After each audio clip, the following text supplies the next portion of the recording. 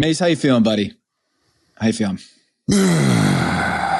Man, it's tough. It's tough. The ball bouncing off of special teamer's foot is now officially in the Kyle Williams pantheon. We will be remembering that unfortunate deflection for a long, long time. They played their hearts out. The defense played their hearts out. The Niners had a good chance to win, but you can't give the ball back to Mahomes twice, and all he needs is a field goal. That's not going to cut it. So, are you now team ban kickers?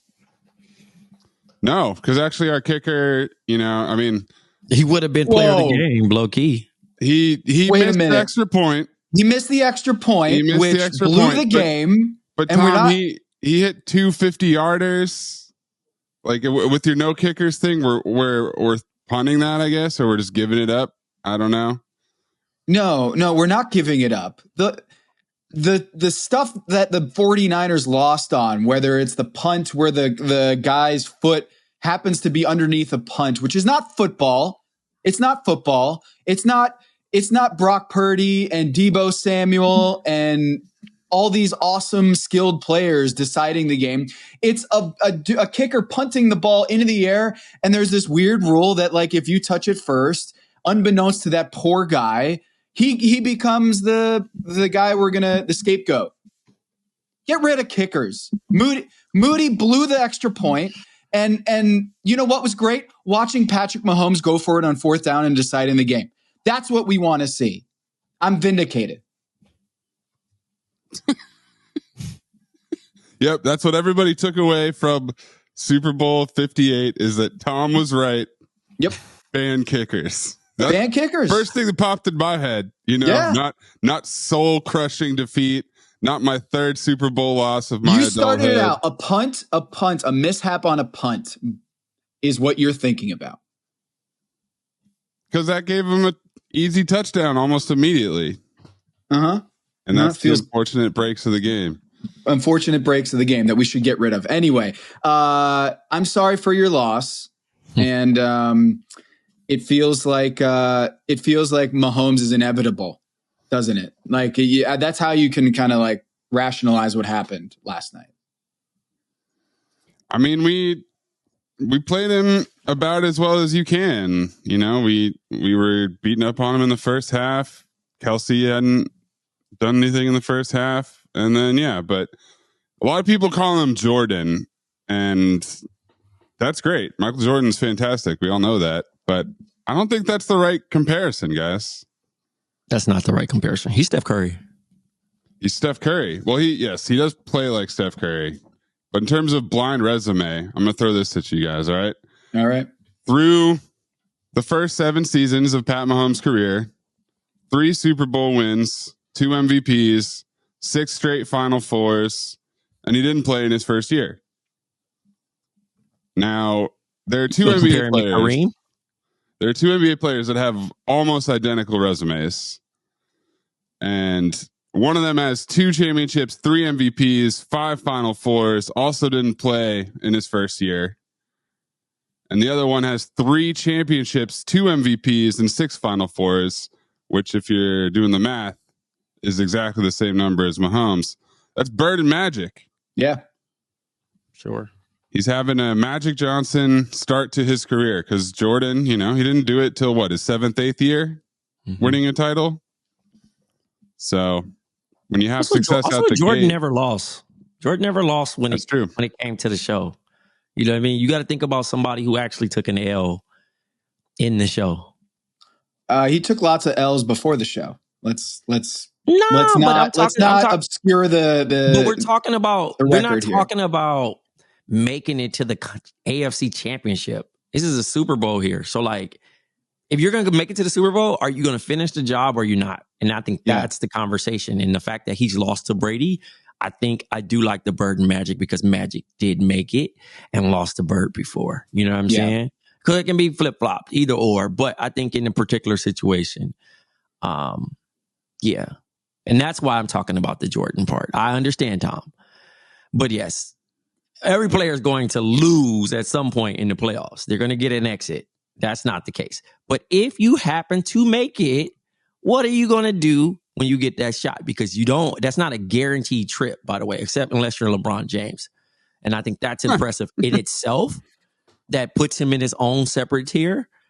But if you can get there and you win every chance you get, when you get there, that gotta be special. That gotta be a separation in itself. You know what I mean? So I think, like, say if Pat had 4 right now, and every time he got a chance to play in February, he gets a win, I would look at him differently than Tom.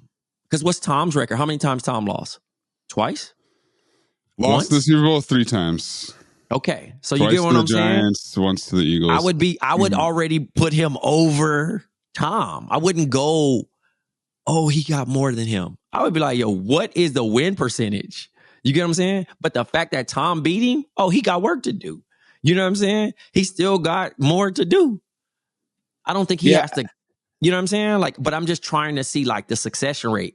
Honestly, I know they say, oh, we're young, we can get back. Football's so weird that you lose an offensive lineman. Like, they got a lot of people they got to sign back. I don't think the 49ers will be back, though, Anthony. I'm sorry.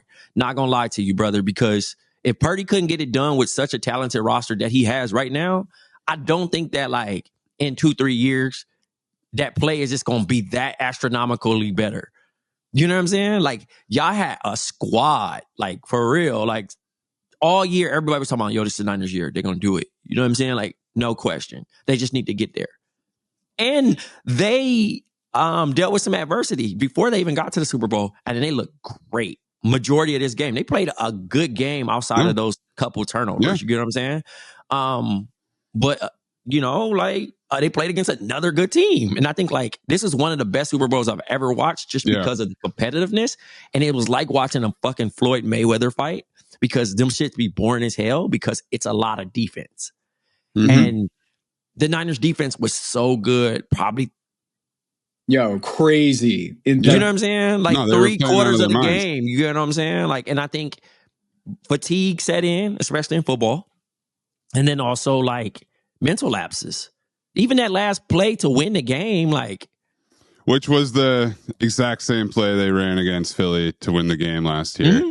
Corn dog.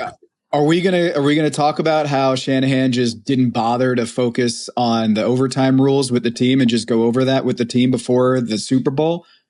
Talk about mental lapses. We had multiple 49ers. Tom, when you really think about that, when Mahomes was like, yo, Andy Reid really discussed it this year with us. Like, hey, bruh.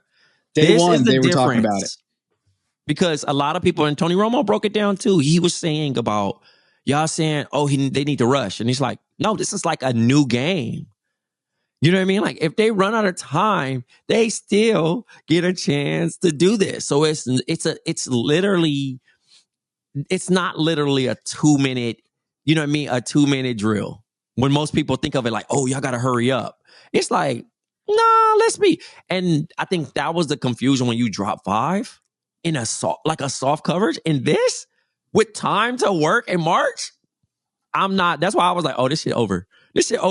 I'm not even a Niners hater, but I just looked at it like a drop 5 and you're letting them get a cushion. And then on a 3rd and 1, you don't think he gonna keep the ball and go, like, you know what I mean? Like, he could have used his legs. That's the thing I think about black quarterbacks sometimes. That they in their head so much and they want the respect so much that they'll take the hit before they go use their legs. Because the legs is like Madden 04 playing with Vic, bro. You could go do it anytime and go get you 8. But, like, you might get fucked up in the process getting hit, or somebody's going to water down your performance and say, all he did was run. He's a running back. You know what I mean? So they, like, it that's definitely what happened to Lamar in the AFC for sure. Game. He was taking the hits instead of just using his legs. I'm like, yo, what got you here? What is your strength that got you to the NFL? You're abandoning it to please everybody else. And it's like, at the end of the day, yes, I know it sucks because you want to be respected in your space, but, like, we respect the winner too. We don't give a damn how you won it. Because at the end of the day, I was like, oh, he a Super Bowl champion.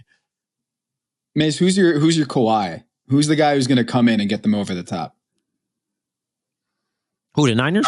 No, it's just Brock getting better. It's Brock getting better while he's still getting paid $900,000, which we got at least 2 more years of that. Yo, he makes under $1 million. Yeah. He was Tom, I don't know if you know this. He was the last pick in the draft, Tom. He hasn't read up yet. He's actually Mr. Irrelevant, Tom. So it's really? It's 2 more years of paying him nothing. Yo, I laughed at that. I laughed at that, Maze, when before the game they were talking about how he's Mr. Irrelevant. I think Tony Romo or maybe Nance was like, by the way, there've been a couple undrafted guys, but yeah, we're gonna call him Mr. Irrelevant. And I'm like, oh man. He got drafted, and we got Jake Delhomme out here not being drafted, and we're just going to call those guys. They're relevant, They're relevant because they weren't the last pick. Yeah. They got off the this guy, Mr. Irrelevant. That's always a funny tagline to be associated with, but it also is an interesting case because, like, how long do you deal with the project of it? I think that's the thing. Like, is he really a great quarterback? Is he like surrounded by a bunch of talent? Well, like say y'all don't even come close to what y'all did this year. Well, now, first of all, I got to disagree with you on that, Trae. I'm sorry. It's not just a homerness. Like we're gonna be right back in the playoffs next year. Unless I think you could obviously clearly get into the playoff. I'm just talking about the likelihood of getting back to the Super Bowl. You know what I'm saying? Yeah. Like anything can happen in the NFL. NBA, you be like, clear as day, bro. We're going to see them at the end. You know what I'm saying? Like, some teams are just put together and you just know. You're like, all right, they're going to be in the mix regardless. NFL, one offensive lineman just blows his motherfucking Achilles or tears his ACL. Your season is cooked. You know what I mean? It's not even an offensive player. Yeah. Like, it ain't nobody that's, like, skilled. You could lose one guy and your season is cooked. That's how important the NFL is. So not wishing that on the Niners. I'm just saying the likelihood of actually getting back to the Super Bowl. The same thing the Lions head coach said. Guys, this probably was our best shot getting here. Well, you just got to be honest. Well, that's true. That's what I'm saying. The Lions are probably not going to get back to the NFC Championship game. That I'm with. They need to eat some more kneecaps. Yeah. Yes. Up the diet in the off season. But yeah, I mean the Seahawks. The Seahawks had a great run while Russell Wilson was on his rookie deal. Like the Chiefs were able to keep Tyreek Hill around when Pat Mahomes is on his rookie deal. That is still the cheat code in the NFL is you get a rookie quarterback that can produce.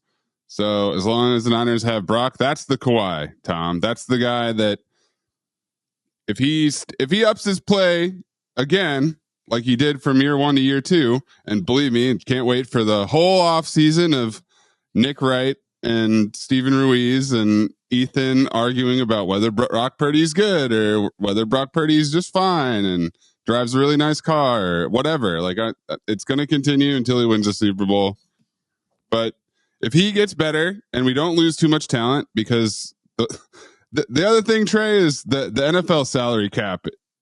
Like we spend a lot of time talking about NBA cap room and max contracts and it's going up and stuff. The NFL salary cap makes no sense. What the Rams were able to do the last 5 years of basically like, we'll trade all our picks for another star player and pay him a shitload of money and we'll just restructure it. Like the Niners have started to do that. So they could completely restructure everybody's contract and definitely give it at least one more run. But let's talk about something universally positive. I was gonna say emotions removed. How do you feel being the modern day Buffalo Bills? Oh, it's great.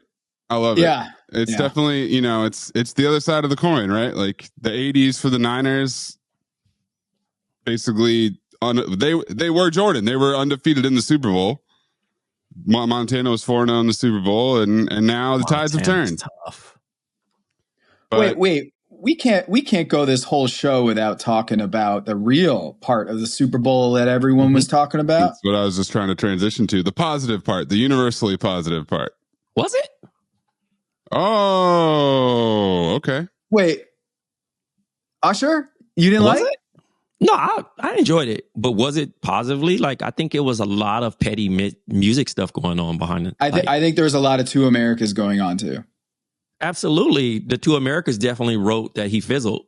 You know what I mean? Like I did think that he forced a lot of songs into that set. I do think it's as he's one of the elite performers. He is the king of R&B of this era. I think, as my friend Taj said on her spill about Usher's performance, how difficult it is to change costumes mid-performance.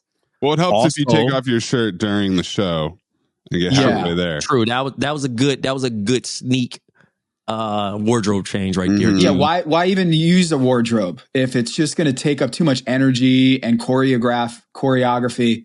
Just go shirtless, you know? Yeah. He fooled me as far as I thought he was going to play some of his house records, his pop joints. He kept it very black, very Atlanta, which was, like I said, shocking and it also showed how deep of a catalog he had. An elite performer. This is not something that he did. This is not a residency show. He had 13 minutes to make this work.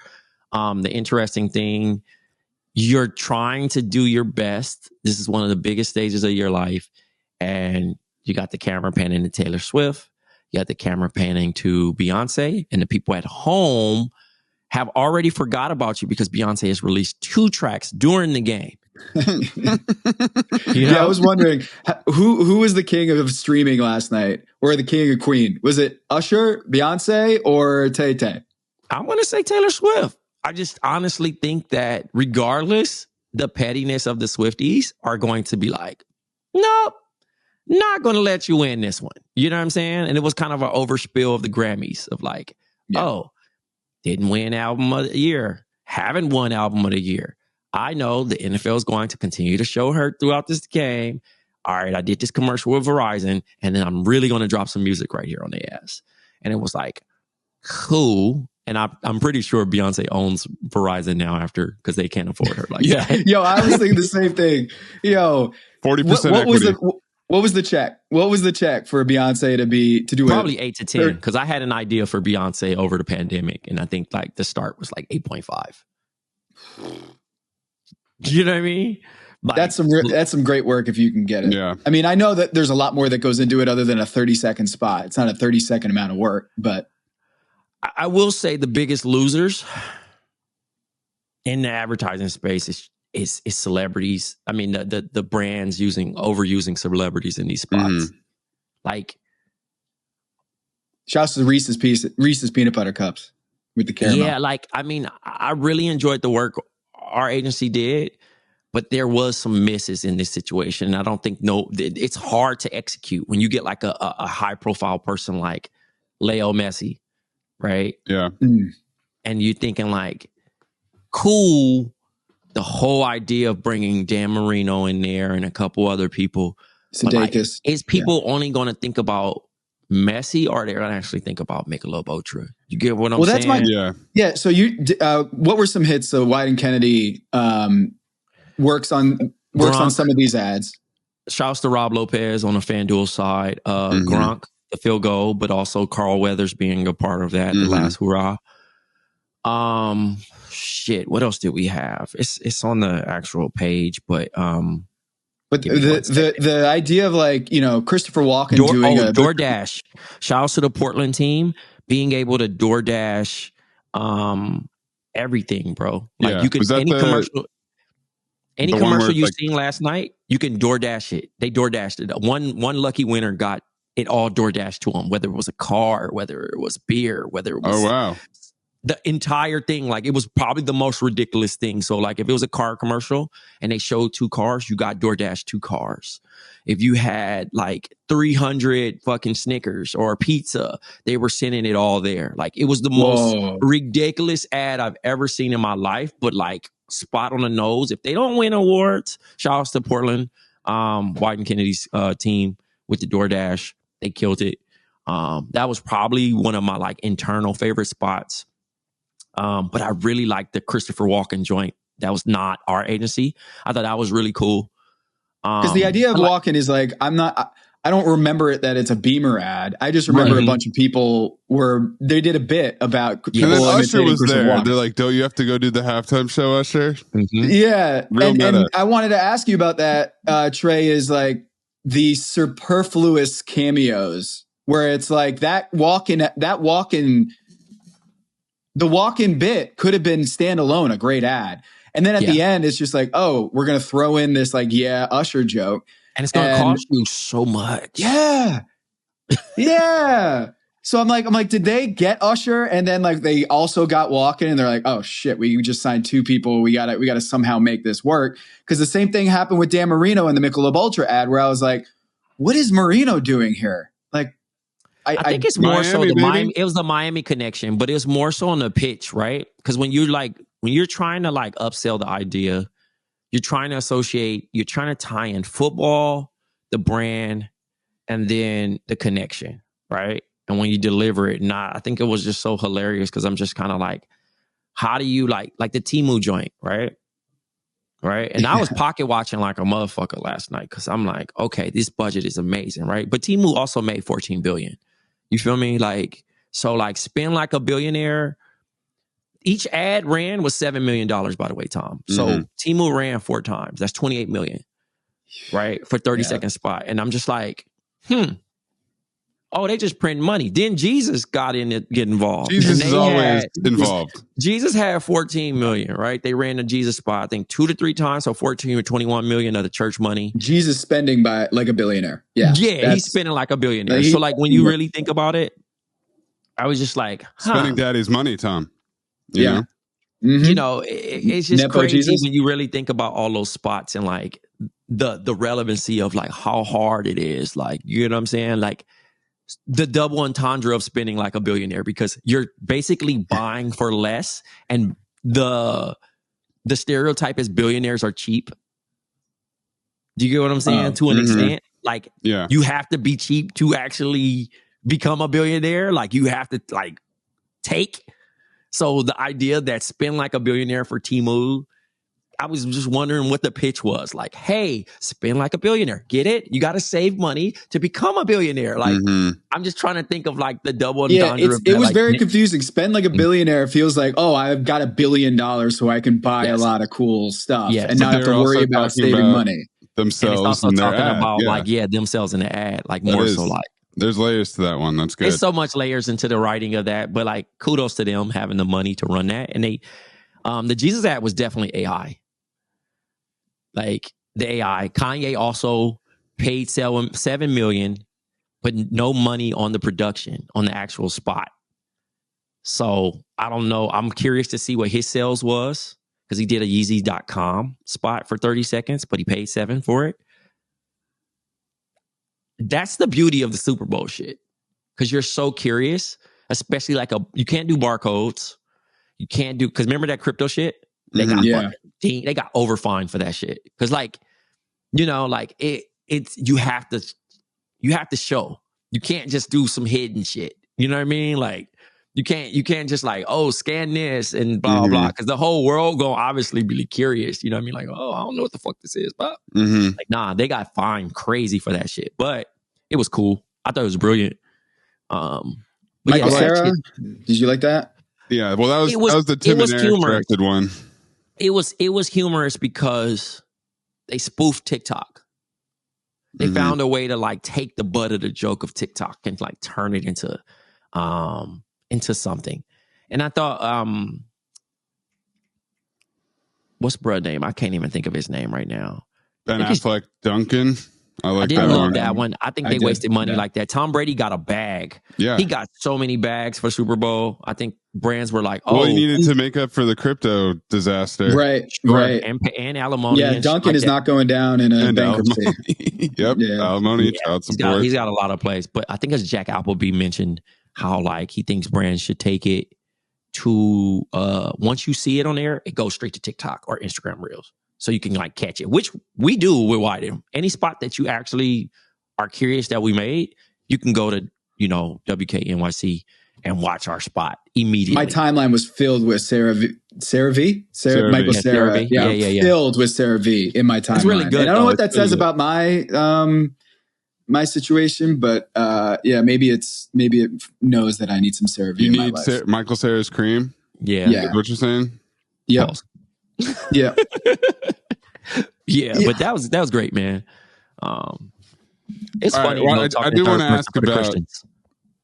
ask about Usher some more though, because my favorite memes that I saw were the Swizz Beats memes. Yeah, can I get a white guy explainer on that one? Because Alicia Keys comes out with their fantastic red piano and massive cape. Swizz Someone Beats said she sounded like Doc Rivers. Yep. The thing was is that I don't think she's ever been great like live, but the joke was like she's always been raspy, and like somebody was like, "Oh, Usher's bringing out gas," and then somebody was like, "Oh, well, somebody give her like the throat lozenges in the tea right now before so she can prep." You know what I mean? She sounded like you, Tom, last week. You know what I mean? So was it last week or the week before last? Thanks for the caveat. Last week, yeah, appreciate that. So then, but the crazy thing about it is like, say your wife, your talented wife, and what she does had to work with a famous individual. Like this individual happens to be a friend of both of you guys, but it's like, yo, you would be great to be on part of my whatever it is. Yeah, that's it'd be great. Super Bowl. Yeah, I'm gonna get her on the Super Bowl stage. Is there anything bigger? The performance, whether your wife's a singer, you know, whatever, or a dancer, you know what I mean? She might be a professional dancer in a situation of like choreography. And there's that one scene, and it's like, am I okay with you sharing this very intimate moment for the set? Am I mature enough to be like, it's part of the thing? But everybody's like texting you like, and your phone's going bling, bling, bling, bling, bling, bling. Yeah. Tom, I think that was a little kind of unprofessional, bro. That's a little, he's holding your wife kind of tight, bro. Mm-hmm. How do you look, man? Yeah, they're cool. Yeah, it was just friends. I mean, did he really wrap his hands around her like that? I mean, she was just laughing at the moment. It wasn't a smile. She was laughing. You're crazy. I think the pictures make it worse than probably what it was. 100% make it worse. And speed of what it probably was. But I did love, even before the cozying up and the cuddling, him just pointing at her ass the whole time, just being like, check it out. Solid. Look at that ass. What if this was all Swizz Beats is doing? Like, let's go next level on this. Keep your third eye open. What if Swizz Beats was like, yo, when you get on stage, make sure you cuck me in front of the entire world. Yep. Yeah. That's what I like. I want to be cucked right now. Let's go. What is the word cuck to me? I don't know. I feel like the Alicia Keys thing. No, Tom, we have to flip the two Americas back right now. So trade cucking is when you observe your partner. You get off intimate with another, and it brings you pleasure. Okay, I know a few cuckers. Yeah. Just cucks. Cuckers. Just cucks. Okay, cucks. Yeah. Yeah. That's cuckers. I believe would be the person committing the act. Cucking. Yeah. Okay. Wait. So let's. I want to bring it home to the Coming Home podcast. Yep. Right. Yes. Usher's. I was going to say. I was going to say the 40, Coming 45, Home. He's the Paul George of R&B. I was going to say, man, the Coming Home mascot was Jermaine Dupri. Let's be real. Yes. Jermaine Dupri got out like there and he held it down. I thought it was CeeLo. I thought it was CeeLo, bro. That's crazy. Yo, all right. So my wife, she went to Gnarls Barkley one time at Live in Miami. She's like 26, whatever it is. She went out with her friends. She comes home. She goes, there was this guy who came in and did a whole set of Gnarls Barkley. And it was crazy. It looked just like Gnarls Barkley. I was like, it was CeeLo. That was him. And she's like, what? That's what he looks like? I was like, yeah. Oh, my God. You went to Live. Like, it's a live show. Yeah. She had no idea. So, like, when he came on, Jermaine Dupri came on, I was like, that looks exactly like CeeLo. But then he spoke, and I was like, that's not CeeLo. Yeah, man. Life has a fair thing of adding pounds to you, man. Oh my God, that was Jermaine Dupri. Yeah, shout out to Kasim Dean, aka Swizz Beats, for being a pro. You know, he said he's not promoting any negativity. He also did a call to action and directed everybody to his now open exhibit at the Brooklyn Museum. Okay, showcasing him and Alicia's art, which is pretty cool. I got to check it out sometime this week. And he highlighted his wife's dress, the cape. You know what I mean? Like the whole cape was dope when she dropped the cape. Yeah, it was a whole get down. I mean, it was art expressive in itself. But yes, the internet is going to have big cape. Fun. There's two capes. The monster cape that felt detached right when she started playing, and then when she got up and moved the other one, there were layers to that. What about? I thought the roller skating was awesome. Yeah, awesome. It was very Atlanta. It was very Atlanta. Like he hired 100% Atlanta production strictly through there. Everybody that was on stage was from Atlanta, except her. Awesome. And her was awesome. Yeah, and I thought that was a good little. Yep. Hey, you want to be in here? You know what I mean? That definitely felt the least connected, but it was also very cool. I just sung "Nationwide is on your side." When I see that. Also, am I cheating the coming home pod? Because look, you see my hair. It's coming through. Man. It is. No, but great. This is me when I don't have a haircut. I get a haircut tomorrow, but. This is funny because most people, we were on Bomb and they were like, why you always wear a hat? No. I'm like, bro, I got a hairline. I shave my head. I just got grays. Like, that's the thing. I'm LeBron. But I can literally go wear this Caesar and call it a day. All right. I'm going to transition here because I actually like the whole Draymond and LeBron not coloring in their beards anymore to get to look gray. It reinforces the fact that they're old. Trying to look young when you're old, but trying to put the narrative out there that you're really old still doing this. I think LeBron is making the smart choice to get rid of the just for men. Absolutely. I mean, well, the thing was, the pandemic was probably the worst shit for them, for anybody, right? Not for the actual things that really happened, but I'm talking about the exposure of how celebrities get manicured. Really, what they really look like on a bad day, on an off day. Yeah. Right. Shout out to Ray Allen, promoting. Well, but then you got like Diddy, you got LeBron James, you got all these people showing very obvious grays. You know what I mean? Like I would honestly wear the gray. I'm not really tripping off of it. I just don't like this look no more. I really like the bald head at this point of my life. You know what I'm saying? Like my face is fuller, etc. You know what I mean? Like, because when I'm not going to be dyeing this when this turns gray. I'm going to be fucking wearing it. If any of this shit turn gray, I'm going to wear it. Mobley. Yeah, I'm fine with it. That's not the problem. I just don't like the Caesar no more. Like, it's not like I can't get waves. I'm going to probably be like, my hair doesn't even grow as much as I would like to. I'm not going to show up with just some random hair up on the top of my head. So, yes, I do agree that it adds some human. It adds realistic value to how long LeBron's been doing it.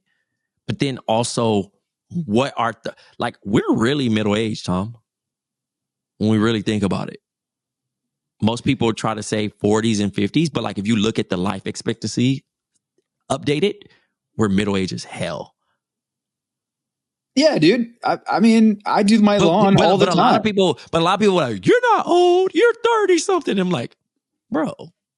I had 2 beers yesterday. I'm okay with a stranger calling me Unc at this point. You know what I'm saying? I had 2 beers. I had 2 beers yesterday and called it a night. I was like, yo, this 3rd beer is a bad idea. I smoked some ribs yesterday. They were delicious. But man, eating like 12 ribs and then having more than 2 beers, I was cooked. I was cooked like those ribs, man. I was done. You say you had 12 ribs? Yes. Yeah, you gotta balance that's even your ambitious right there. Touchdown ratio. Tommy. That's ambitious because I feel like there's today, no high man. score. The only thing that's probably your only brag right now is for me for like the very guy side of it. For me and Anthony to be like, good shit, man. Yeah, respect. Tom. But when you're by yourself with your family, it's like, shit. Am I really this hungry? What do I got to prove now? Like 4 ribs. It was a 5-hour game. I understand. That's a lot of rib time. A lot of rib time. And you know what? I'll take another one.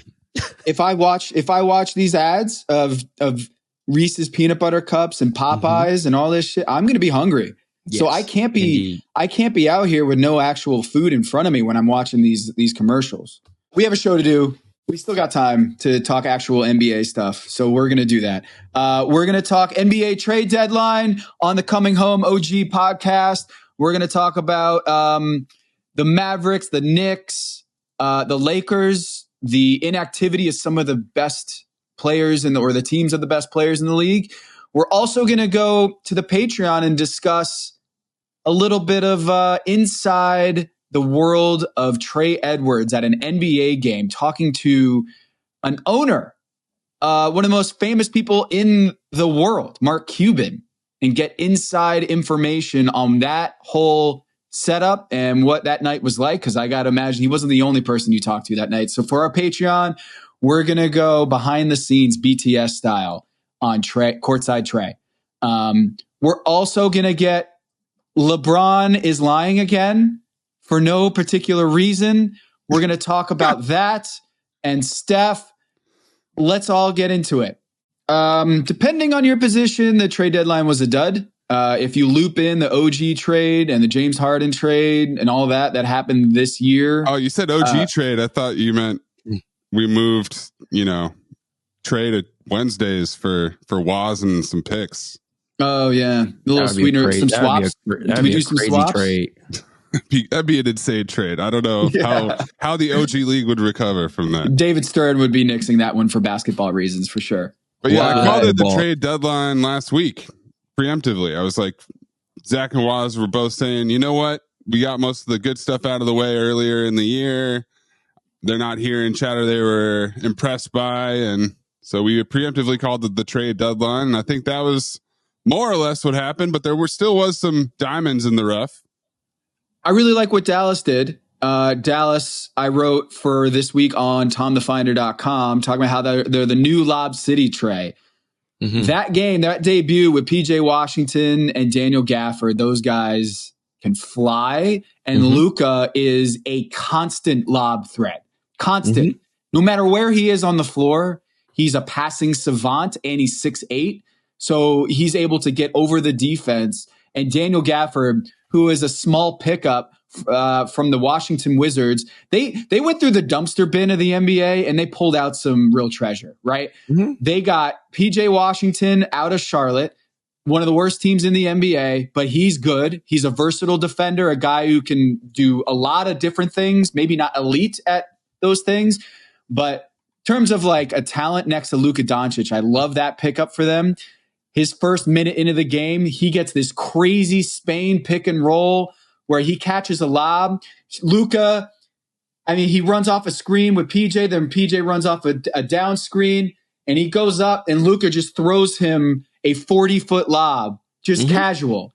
And that's his first bucket. Daniel Gafford, same thing, a lob on his first bucket in Dallas. And I love those acquisitions for them in terms of a style of play. Next to Luka, offensively, I think they do a lot more for them than Grant Williams did. But they got Derek Lively, PJ Washington, Derek Jones Jr., and Daniel Gafford. That might be the most fun team from a dunking standpoint in the NBA to watch. The fifth best offense in the league. They might finish at number one. I got questions on the defensive end. I don't think they're a legit top-tier title contender right now, even though they're going to be super fun to watch. But man, they gave up some first-round picks to get that talent this year. But look, can't argue with that first game against OKC. Wiped them off the floor the other night. Mm-hmm. Yeah, I really like what they did. You know what I mean? I think, like you said, going to go find and really, they went thrifting. They did the work. They spent time in the different thrift stores, looked around, found a shirt that they probably didn't need, but wanted, and got two. You know what I'm saying? And Daniel Gafford and PJ Washington, because PJ Washington, also gets to play back home. So that's some new energy. Coming home. And then you got Gafford, who has been very serviceable wherever he's played. Can defend, high flyer, finishes hard in the paint. I think it's fun because you got a point guard who actually can find you and also demands the respect enough where he can get you open. I got a chance to watch Luka play against the boneless New York Knicks. They're very injury riddled and also hit with the trade deadline. But watching Luka throw a 26 to 27 feet wraparound pass was kind of crazy. Yeah. You know what I'm saying? Or watching the pace of like the gravity that he has and then how he stops.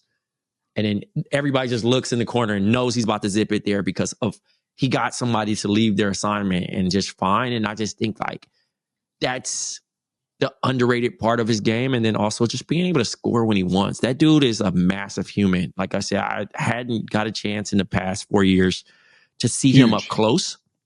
And he walked up to myself and Spencer Dinwiddie and Mark Cuban. And that guy is like a legit 6'8", this is how you tease, right? 230 pound man, or 245. We're going to save for the Patreon the exact particulars, the details of those interactions. Okay. If you want to hear Trae and what actually happened in that interaction with Luka and what he said and Spencer said, go subscribe to our Patreon because we're going to do a whole segment about that. But to your point of how big he is and the gravity, Trae, the gravity plus the gravity of the vertical spacers, you have to pay so much attention to Luka and also pay attention to guys on the backside in the dunker spot. Don't lose track of that. Like if you got a double Luka to get the ball out of his hands, but then he's throwing a lob on the backside to Derek Lively, when you got Derek Jones Jr. and PJ, man, good luck. Good luck defending Pick your poison. Pick your poison. Well Trae, did you have a lob threat that you loved throwing to back in your playing days? Like I know you went to Dominguez with Tyson. I didn't get a lot of floor time with Tyson, but like I got a chance to throw him some lobs in practice. But were you a good lob thrower? Did you like throwing lobs? Absolutely. I'm probably one of the like. If I ever bragged about anything, I'm one of the best passers ever. Ever. You, like, Luka, Pat Mahomes, Larry, Magic, not even on some like Rich Paul shit. Like honestly, like a lot of people love playing with me. Like I really can pass the hell out of a ball. Like you know what I mean? Like I can. That was like my favorite thing to do. You know what I mean? Like a lot of people love to pull up my stats and be like, "Oh, well, you only average this." Like, well, go look at my assists. Go look at the things that I've done on that end. I always played on bad teams that like really didn't need the passing. They needed more scoring.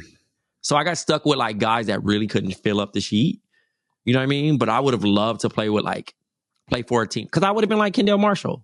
You get what I'm saying? Like, or Rajon Rondo. Like, you know what I mean? Like to a point of like, yo, the assist is my 3-pointer. Hey. I'm pouring one out for my guy Ish. Okay, very upset about this. I'm trying to get him to Phoenix. Let's make it happen. Let's go. Bring it back. Bring it back to Phoenix. I kind of want him to. I think he would be a safe second unit guy to run. Tom, has he been on the Suns yet?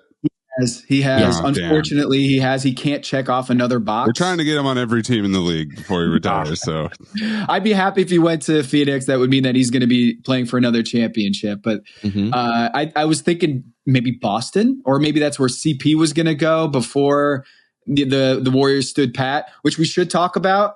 The Warriors stood pat. They're going to ride this Kuminga and Klay Thompson, Steph has been incredible. The Lakers stood pat. I thought DeJounte was already a done deal. I thought that was done. That they were going to get. I didn't think it was done just because Quinn really likes him, despite whatever's going on the outside rough roar. Quinn really likes him, and he should. You know, I think it's a weird dynamic built team. I mean, I don't. You know, Trae's playing out of this world, but like, I don't enjoy watching them play, but they're still good basketball players. You know what I mean? Like, I don't think they can win a lot of games together like that. But when they're rolling, they're fun. But why didn't the Lakers? So the Lakers want to hold on to that pick, that first round pick, and then maybe package that with 2 other picks this summer and actually to land somebody legit. I don't know who that player is. Russell Westbrook again.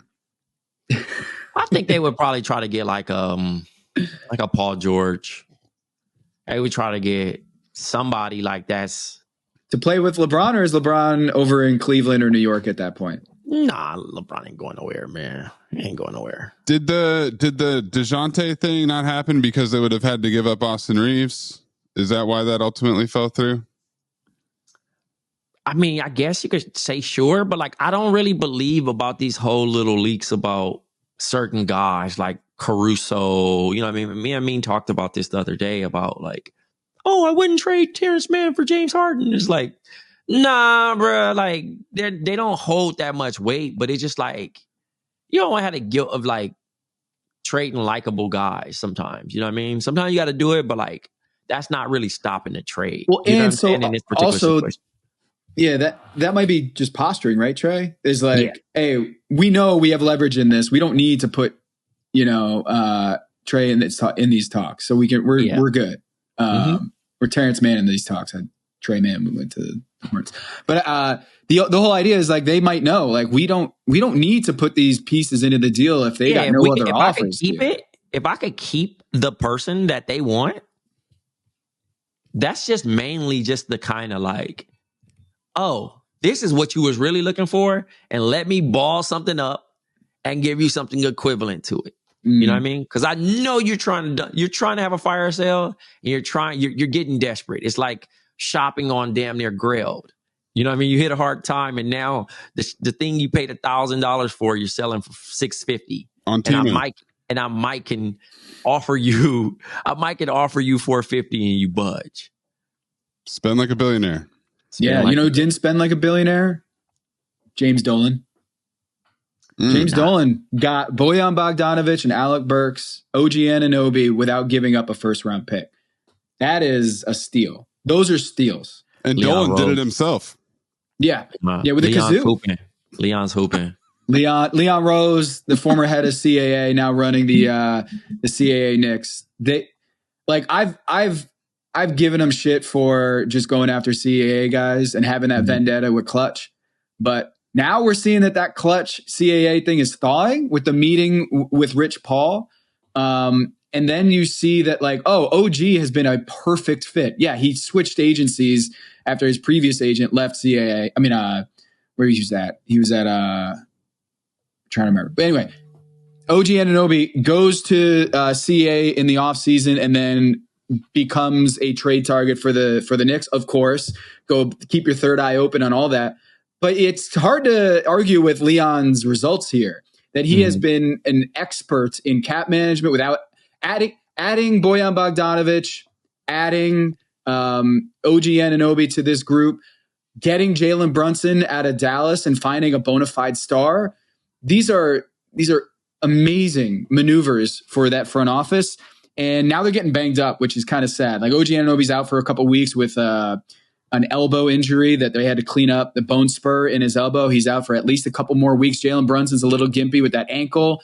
Julius Randle's out with a shoulder injury. And this is the worry with the Tom Thibodeau team, is that these guys they're going to break down at some point. Now, I don't think this is about a Thibodeau running these guys down to a pulp, but man, this team, healthy, I put them up there with the top tier of the East, the Knicks, and that is helped by Bojan Bogdanovic. Yeah, I mean, I like what his team's going to be. They didn't have to change too much of the identity. I think they got a little bit more depth. I think they got a little bit more veteran leadership. I think they got guys that are blue collar. This roster is very blue collar. Like, they're going to show up and, play really hard and not make too many mistakes. You know what I mean? I think the youth really got in their way of a development. And now, they're supported by vets that actually are going to know their role and how many minutes they're going to really get. And that bogey move buys them a little breathing room while OG's recovering from his elbow and Julius from his shoulder. And you know what I mean?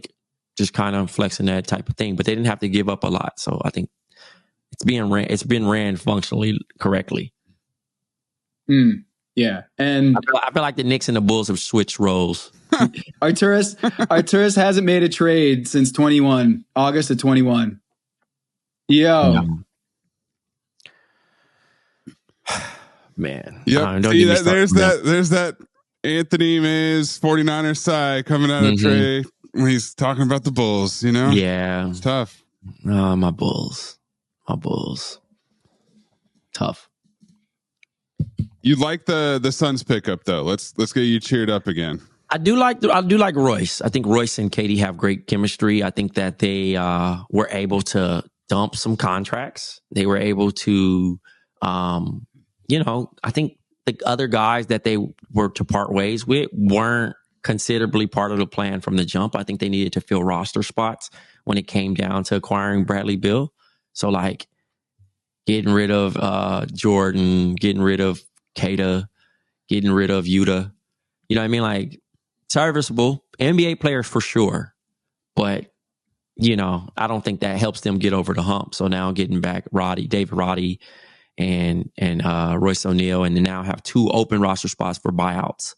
So now that's why I'm saying like where you maybe go after Ish, yep. You go Ish, you go Robin Lopez, you go, Phoenix reunions. Let's go. Coming home. Just bringing back some guys that are like good vets, but like not really high maintenance, not really, come in, do what they do and call it a day. Cause I don't think it would be a heavy lift.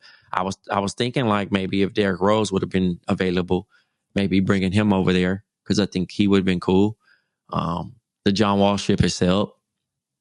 So, it's just interesting looking at like the guys that are actually available.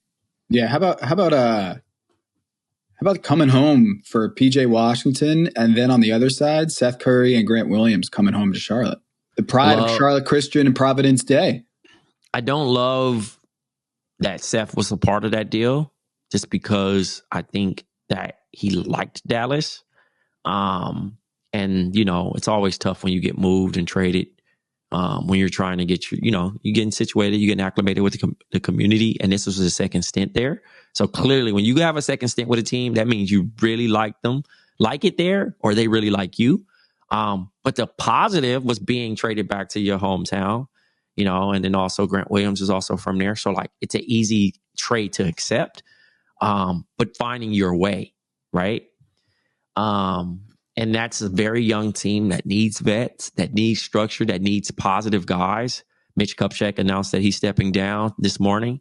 So it might be a new day, less UNC guys being drafted. Maybe Seth Curry is that fun vet that they keep around. He's not the Nick. I don't want to put him in a Nick Collison bag, but like he's the guy that you're going to want to go see. We got how they say we got McDonald's at home. We got Curry at home. Mm-hmm. You know what I'm saying? Mm-hmm. He's that guy. You know what I mean? He's going to be a part of the community, building a positive light on there. And then also, I really like was it Micic? Yeah, he's good. Yeah, I watched him play the other night when the guys made their debut, and obviously he's a 30-year-old rookie, but very mature, makes a lot of the right plays. I still want to see him play against a good team and see what his decision making is, and see if his turnovers are going to be a little bit low, because like it reminds me of Milos with the Clippers. Trade Dudline. Like Milos was like a pass artist, but then he would have like crazy ass turnovers because he's trying to force these plays. Yeah. You know what I'm saying? Yeah. And like again, Miles Bridges. It's like a shot blocker who just goaltends everything. It's like, all right. Yeah. Miles Bridges had a good game. You know what I mean? Like, so it's.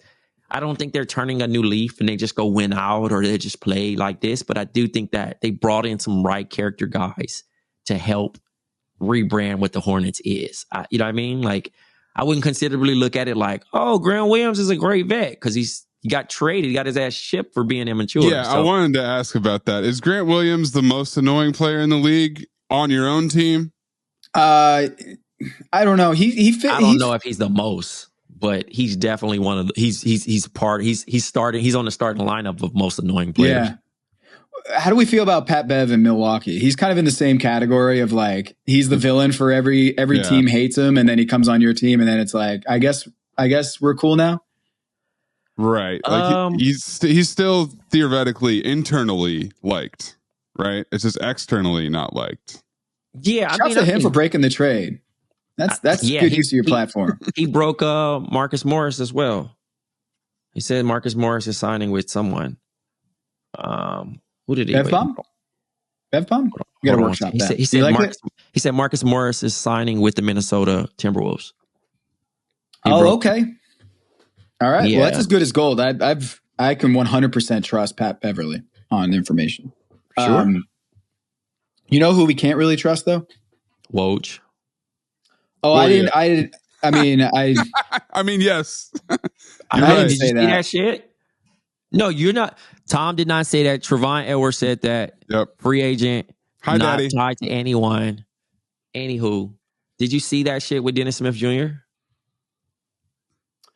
Yeah, I saw a little whiff of it. Yeah. So fill us Dennis in. Smith Jr. basically during the trade deadline, he's chilling, he's scrolling on Twitter, just minding his own business, and he sees he has Woj notifications turned on. And it was posed as a typo, but Dennis Smith Jr., he said he was on FaceTime. He had to jump off and he seen his agent calling. He didn't even answer because he was like, hell no, I ain't getting traded. Like, no, it's no way. You know what I mean? He thought he was a part of the deal going to the Raptors with Spencer Dinwiddie. And that was not the case. So where's the consequences in the misinformation of that? Like, how is that even a typo? You know what I mean? Like, because you're such a trusted source, like you cannot have hiccups like that, for one. And then also people's livelihood is like involved. You know what I mean? Like, it's interesting to say the least. Not saying that he intentionally did it, but how is that a typo?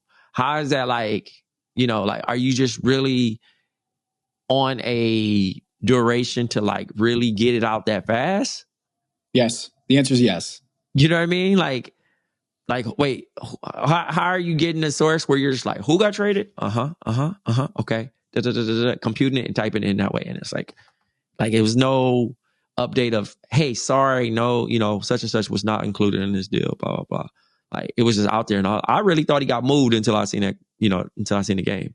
And I was like, what the fuck? I thought he got traded. So that was interesting. But that's what I thought you were talking about. And like, again, this is not no beef or no direct thing, but I was just curious of like how that works as a newsbreaker. I don't break news. I could shake this shit up, but I don't want to because newsbreakers don't get paid. Oh, for breaking news.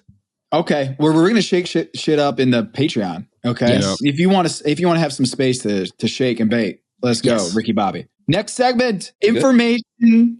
Can we trust the information out of crypto? I'm not talking about crypto, the currency. I'm talking about LeBron James once again appears to be fabricating the facts about this Anthony Davis touch pass. Maze, do you have a clip of the audio? Do you want to put it in here of this? Yeah, I'll pull it up there. So here's what happens. LeBron appears to catch a pass and do a touch pass over to Anthony Davis for a dunk. Then goes viral. Everyone's going crazy. What a pass. LeBron James, one of the best passers ever, doing it again. And of course, someone on social media, I'm not saying LeBron might have paid this person to put it out on social media, but they did an entire highlight reel saying, LeBron James, y'all are doubting whether this is real or not. And then running through his best touch passes and best passes of his career. Okay. Then LeBron chimes in. He tweets out to all his followers a retweet of that highlight real quick from Bron History. I'm sure he follows Bron History. And LeBron says in that quote tweet, after all this time, I'm still proving them wrong, exclamation point. I mean, you would think they know by now, but you know when it comes to me, period. No ellipses. No dot. You know when it comes to me. Hold up. Because we're going to go Zapruder film on this. There is another angle of this touch pass that LeBron is alleging was intentional, and it is not looking good. Trae, when the ball goes through his hands, LeBron doesn't look to AD or do a no look. He looks straight up in the air looking for the ball. That shit was just as Mahomes darting number 84 and it shit slipping out his hands. You know what I mean? Like, we was better off having Tony Romo saying, like, he got to throw it right to his hands. He can't throw it behind him. That's the best thing. I don't know why he continues to lie like this. He's just too cool. Yeah, let's see it here.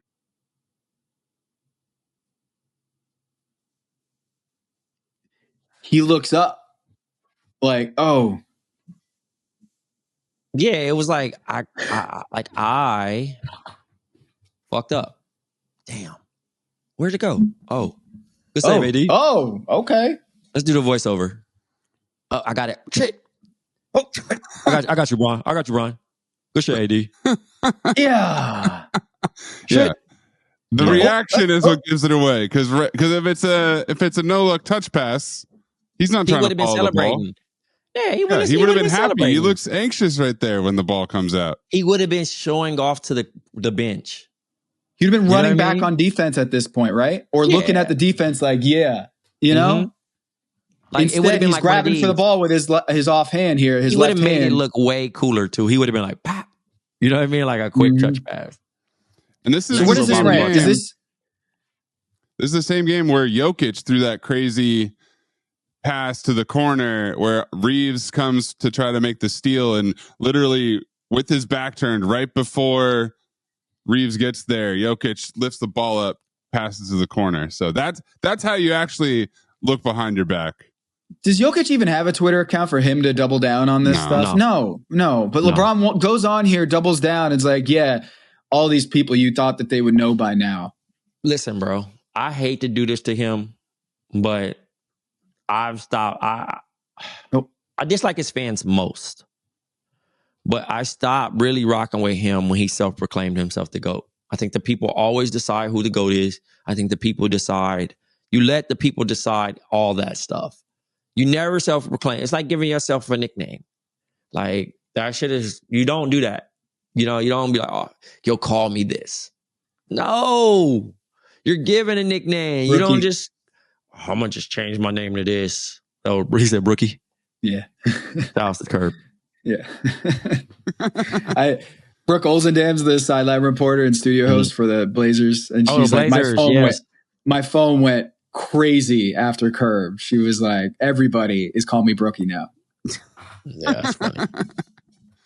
But like the idea of hashtagging strive for greatness, hashtag wash king, all of the social media campaign around his legacy is he's trying to curate it, right? So he's clapping back at the haters by being like, y'all doubt whether I actually meant to do that pass. And he talks about it on the press conference. And now I'm like, man, this is egg on your face, man. Like, it feels like, I don't know. Like, does he not know that there are other angles on this? He's such a liar that he's going to continue to lie.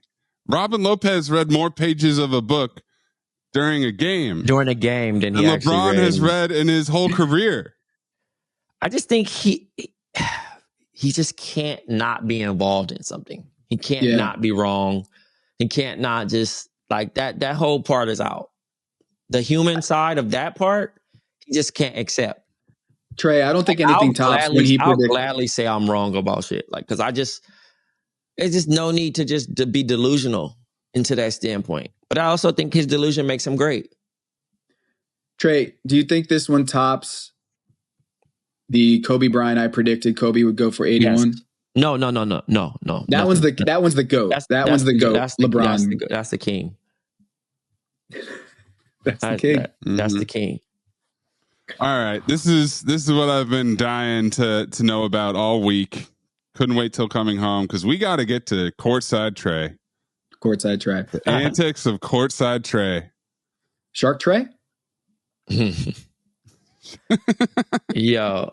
Yeah. Did you pitch him a product in 5 minutes? I did not.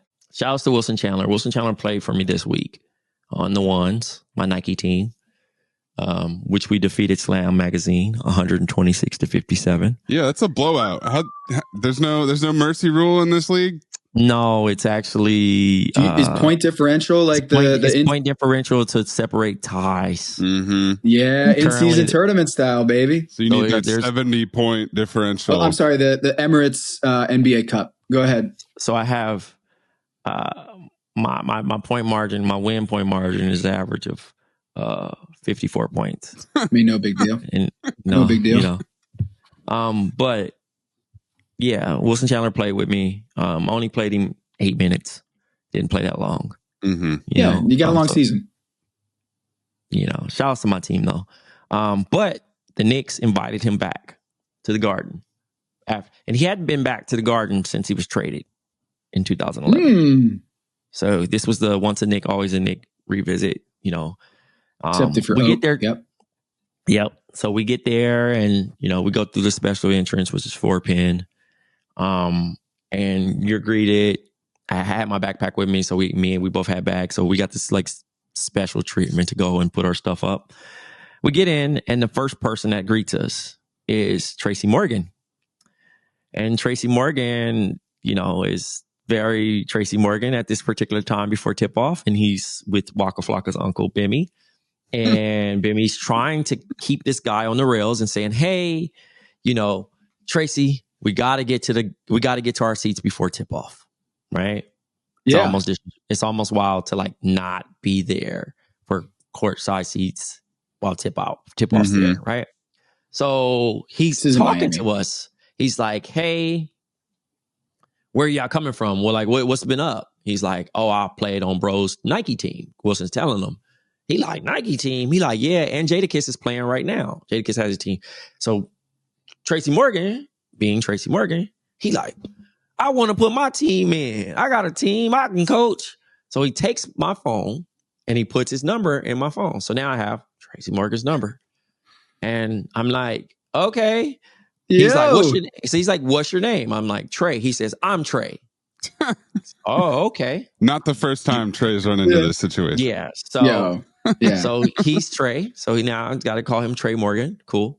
And they go off. So I call him. I was thinking he might be going T-Mac route. So like, is Tracy McGrady also a Trae? So we got T. So you know they actually have a show called Trae too that he was on, that he was doing. He was playing that character. So I think that's his like nickname that he used. Like he probably runs by to his real friends. I hope the team name is going to be called. Yeah. So that they go to their seats and I'm like tripping off of that because I'm like, what the fuck, you know? And then we see Worldwide Wes. I ain't seen Wes in like a good 9 years, 10, if that. I haven't seen Wes. William Wesley. That was in Detroit. Yes, William Wesley for those who don't know who Worldwide Wes is. Kind of like the behind the scenes shadowy power broker of the NBA over the last 2 decades is now on the staff with the New York Knicks. Yes, indeed. So see Wes, talk to Wes a little bit. Good to see you. It's been a while. Hope all is well. Catch you at the end of the game. Blah, blah, blah. Sitting there, we see the lady from Law and Order. Don't know her name. Mariska Hargitay? Mariska, yes. Don't know her real name like that. So Wilson Chandler's like, yo, I should get a picture with her. I'm like, yeah. But we could not think of her name. Like, not to be like, you want to be like true fans and be like, Mariska, like, you know what I mean? You don't want to go up and be like, yo, because yo is the excuse of somebody not knowing your name. And you just, you know, you get that. Or you call her Reba McEntire by accident or something like that. Yeah, there you go. So we missed that whole moment. We get ready to go to our seats. I didn't know where we were going to be sitting courtside. But again, sitting courtside right adjacent to the Mavs bench. So I'm chilling. We're watching the game. The game's out of reach by now. Like time has went by. He's cooking. He had actually a slow start. I think it was like guys like fucking Dwight Powell and Jaden Hardy's coming in. He's doing like they're doing the thing. But this is a great night for Dante DiVincenzo despite the game being out of reach. So I use my Threads account and I threaded Mark Cuban like, yo, what's up? That's it. Kept it simple. That's it. Nothing else. He's looking. He keep looking at us because he's sitting behind the bench. But I'm like looking like, oh, what's up, bro? I'm like, so I do this. I don't think he sees me. I look on Twitter. I open up and I see Spencer Dinwiddie's in the crowd. Sitting like middle row-ish, kind of like not courtside. Less attention. This is free agent Spencer Dinwiddie at this point. Yeah. Free agent Spencer Dinwiddie. So halftime comes. Wilson goes to the bathroom. I'm by myself. And Spencer's trying to get on the court. And the security's not letting him on. Oh. They're like, no, bro. No. I don't know what the fuck you're trying to do, but no, it's not happening. So somebody comes over and they say, let him go. So he comes through. He walks over, gives me a hug. And, fans are going to be fans. You got the Knicks fans who really don't give a fuck. You got the Mavs fans that are like crazy. So they're yelling, Spencer, we love you. Come back to Dallas, blah, blah, blah. You know what I mean? But this whole time we're having a conversation, we're being recorded. Mm-hmm. We're being pictures taken of us, etc. And we're talking. Are you doing this? Are you doing this? No. Because I didn't realize, I couldn't see who's behind me, who's, the lighting in there is crazy, for one. And I'm just really not worried about it. I'm thinking this is going to be a 2-minute chat. This Broadway lighting. It's turned into a 25-minute chat. Yep. You know what I mean? Like, not by choice. And he's like, I was like, yo, man, that's crazy. It sucks that, he's like, man, I lost 1.5 in this situation of being released. So I'm like, man, so what are you thinking? He's like, what would you do in my situation? I said, well, I know there's 2 teams, the Lakers, the Mavs. You said you come here to see your brothers, support them. That's why you're here. Now, what I wouldn't do, you just seen with Russell Westbrook. You're probably going to be a scapegoat. You coming from here. I know it's a dream to put on a Lakers jersey. You want to do that. You're a Kobe guy. Cool.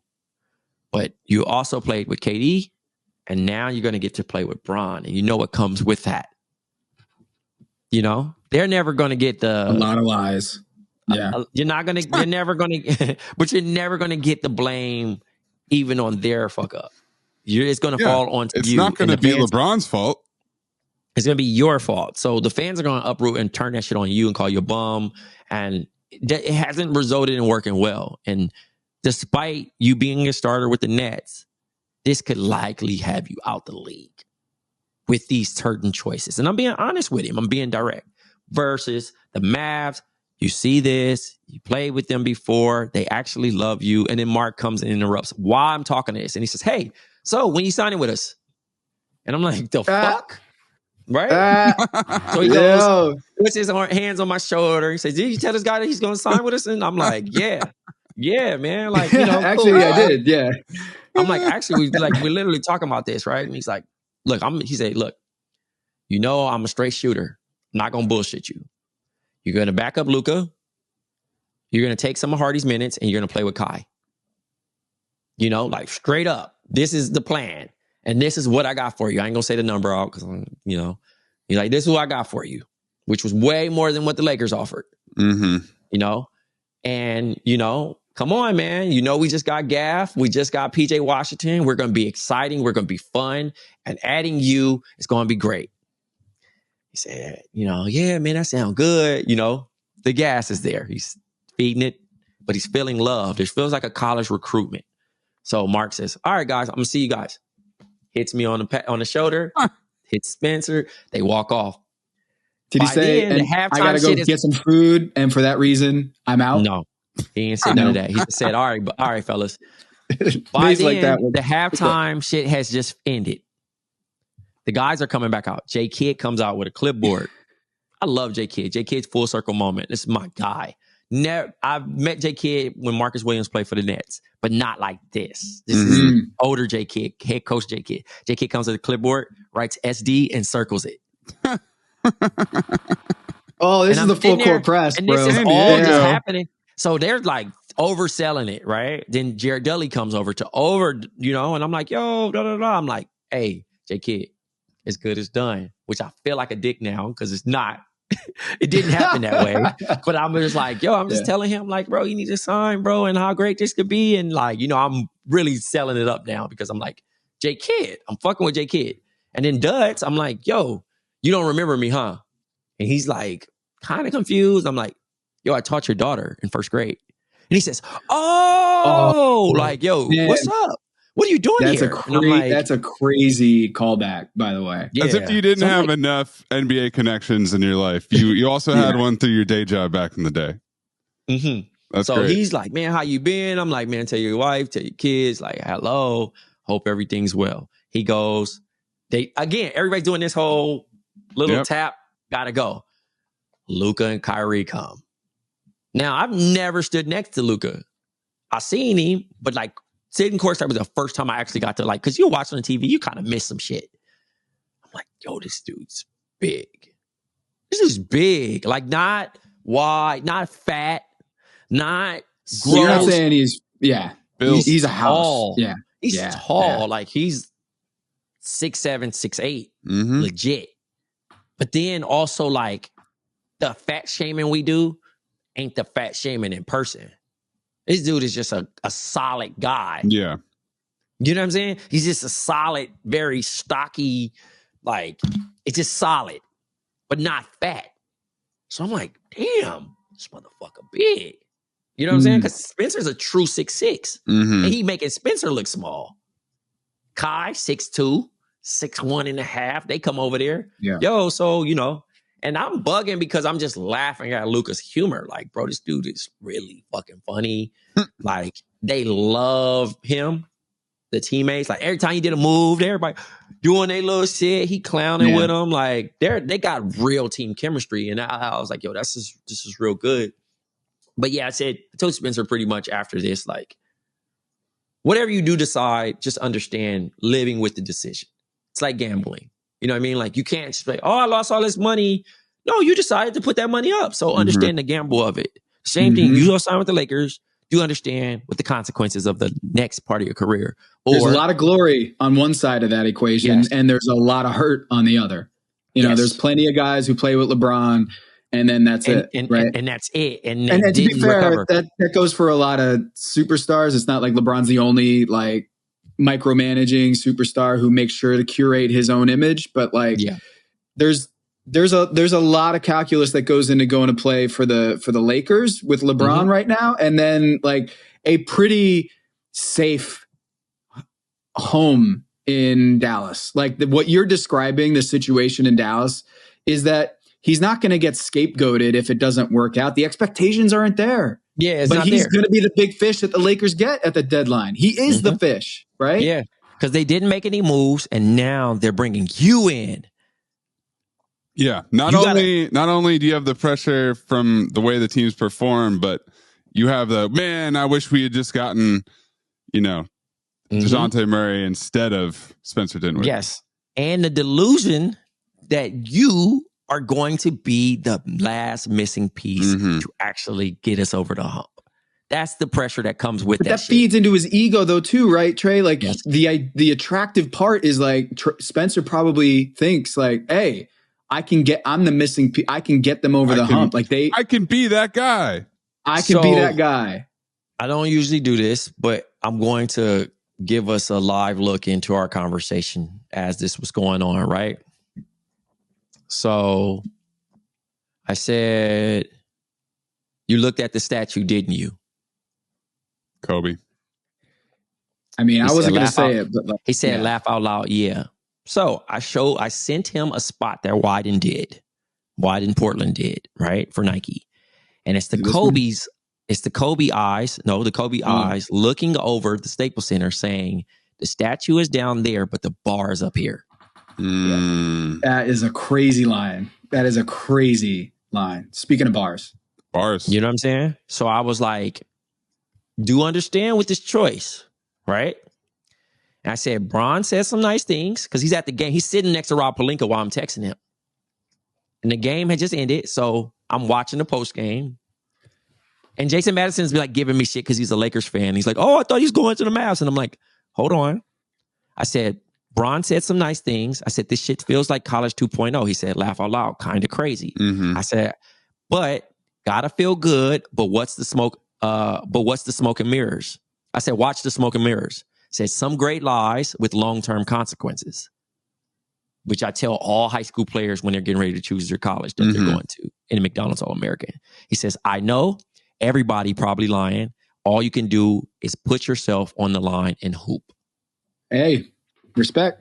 I said, facts. It's like gambling. Just be prepared to lose whatever you put up to bet and not cry about it later. He says, bingo, no excuses. So I said, when are you going to announce? And they announced. Do you think this was like his second date, his second recruiting trip was with LA? And absolutely. If it had been reversed. So you're saying you want to kick off first, and then you can just control the situation and game manage like Patrick Mahomes, is what you're saying? It's always good to get the ball second in overtime. Yeah, the Lakers had a better kicker. It's just also good to feel wanted too. I think the idea of feeling wanted after being traded is just like such a Yeah. You traded and waived. Like, that's hurt. That's another world of hurt. Is I got traded, and then the team that I got traded to kicked me to the curb. Yeah. So then it's like you got one team that's really pouring into you, and then it's what like about LA? Like what like about LA? The date thing too. Here's the thing, Tom. Before you do the LA thing, right? It's like going on a date with a girl that's perfect for you. Perfect for you. You know what I'm saying? Funny, gives you space, you know, does the extracurricular things that you probably like, supportive, a homemaker, checks off all the qualities, but might not be the looker. Like, she might be a 7 instead of a 10, but she have all the other shit that just long-term matters. She's a 10 in everything that matters. Yeah. And the Lakers are like, beautiful, great body, you know. Won't call you back. You know, but you know that this isn't a long-term thing. It's really nice. Yep. It's an extended one-night stand that either is going to be a headache or it's going to be something that breaks you. Well, especially because he's already been with the Mavs, right? So it's like, it's kind of like going back. As opposed to like chasing something. Yeah. You still getting hyped for the chase because like, do I really want to be comfortable? But I do think there is something to the effect of like he could be a lifer in the Mavs. He could go work for the Mavs. He make that move. Mm-hmm. That's what type of move that would have been. Yeah, like, the way Cubes was coming back. You could be Daryl Armstrong. You could be Jason Kidd. And you know what? You could be Daryl Armstrong is just not sexy enough. It's just not sexy enough. It's not sexy enough. You got LA over here with this girl who's a 10. Now you get to drive your Daryl Armstrong. Now you get to drive your ridiculous sports car in Los Angeles and have a random Laker fan who's wearing a hat with the Laker flag on the back of the car saying, "We love you, Spencer. Let's go win this shit." Right? Yep. And then you go out there and you go fucking 2 for 9. And then they'll be like, "We fucking hate you, Spencer. Go back to Dallas." All right, but he's not going home for the Mavs, like returning to the former team, but he is going home to LA. Mm-hmm. Right? Valley kid, grew up Kobe, 1993. Okay, you know? So where does that factor, like, in your discussions with Spencer, in your head, in the back of your head as a Compton kid, you know, sometimes it's great to come home. Other times, it's not. Like, we don't have to go through the whole history of players coming home like LeBron in Cleveland and then finding out that shit is not how I remember. There's a Miranda Lambert song about this, but I'm not going to play it for you. Yeah, the only person it worked out for was Trevor Ariza. Coming home to LA, you're saying? Mm-hmm. So it didn't work out for Russ. That actually succeeded. No, it didn't. Russ had been a meme for so long and photoshopped in Lakers jerseys for so long till it actually became a real thing. And when he got there, it was just not great. Mm-hmm. It was not great. It wasn't a great experience. He couldn't even have his kids go to school. Like, if that isn't the one thing that just should be the red flag. Your kids can't go to school, bro. In your own, feeling like a visitor in your own hometown is the worst shit you possibly could feel. You know what I'm saying? You got no home. It had got to a point where his wife had to speak up, like, my kids can't go to school because they talking about Westbrook. Yep. So imagine Laker fans saying "Den Shitty." Well, there you go. You already got the nickname. Wow, can't believe you. Wow. Well, no, they've been saying that on the internet for a while. So that's, you know, I thought it was the Wyden Kennedy Trae just coining something, and no. Yeah, that was they've been saying din shitty for a long time, so that's not yours. But I would say I was surprised because I kind of felt like Dallas had all the things that a Spencer Dinwiddie at this point would want in his career, but that itch of like, hey, I played with Kevin Durant, I played with Luka, I played with some of the greats. I want to see what it's like. Not only to play in LA, but to play with LeBron and see what that experience is like. Because I don't think we talk about that enough. Is like when we watch these former players on podcasts talk about stories and all the experience they had playing with certain guys. Like, That's also Christian Wood was the deciding factor, which is hilarious. Hilarious as hell and random, but like, although a guy who's getting DMP CDs is dictating whether you get. Okay. Yeah. Okay. Anyway, Spencer Dinwiddie, the mayor. I did not know that was his nickname. What is the mayor? Yes. What is that about? I don't know. Tell me. I think it's a mayor of Colorado. He was really nice, and probably everybody knew him too. So I don't know. That's normally you get the mayor nickname when you're like calling the shots and telling her, because people be trying to call me that shit at Wyatt, and I'll be like, bro, I only been here 3 years. I only been here 3 years, bro. I ain't been here that long, bro. It's cool though. Trae, anything else? Cutting room floor from courtside Trae. Knicks experience. They take care of their people. Always. Oh, left out David Lee. D. Lee. Seen D. Lee, man. D. Lee said, let me throw back another drink so they don't try to throw me out there to play. D. Lee, man. Shout out to D. Lee, bro. D. Lee talked about his shoulder and his knee and all kind of shit. He was just having a good time. Man, I haven't seen D. Lee in a minute, man. But shout out to D. Lee, bro. Yeah. Hashtag full squad. They take care of their people. And yeah, man, I would definitely recommend people. Again, I don't know. Would you recommend Maze and I going courtside at Madison Square Garden? Absolutely. Okay. There's no courtside better than that. Not even the Lakers.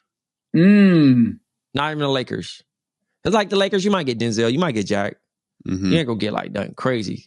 That shit had Joe Budden. It had motherfucking Pablo Torre also at one point a courtside guy. Amin too. Yeah.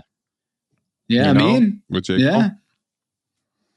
So, I mean, being able to get that experience is cool. So wait, did you run back over to get the selfie with Cubes, or was that? Oh, I didn't even tell that. No. So the last 3 minutes, Cubes came and sat with me and talked. He came back for more. God. He sat for 3 minutes, bro. The last 3 minutes of the game. The game was out of reach. Yeah. It was out of reach. We just sat and talked, bro. We talked about Meta. We talked about Dallas. I said, hey, and that's why I was gassing it. I was like, look, if he signed, bro, take care of me when I come to the Mavs. When I go to Dallas, bro. He's like, I got you. And it was great. And I was like, yo, before you head out, can I take a picture with you? And he was like, sure, problem. And I was like, because like, it's one thing to be like, like word of mouth is always cool, but just to like, it's always a funny motivation, especially with my friends and people back home, because they look at those things so differently. Yeah.